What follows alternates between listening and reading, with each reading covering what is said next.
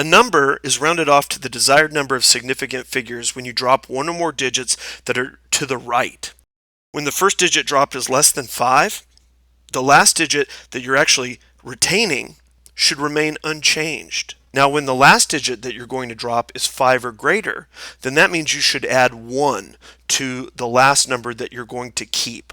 So for example, let's look at this. We have 51.75. Well, we're told that we need to round this number to 3 significant figures. So let's break it down. Is the 5 significant? Absolutely. So here's our first sig fig, here's our second, here's our third. So we have our 3, but we need to determine what is the value of this? What are we going to retain this as? So we look one more digit to the right. It's a 5. So remember 5 or greater.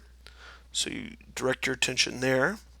And since it's 5 or greater, we're going to add 1 to the last digit we retain. And therefore, our final answer would be 51.75.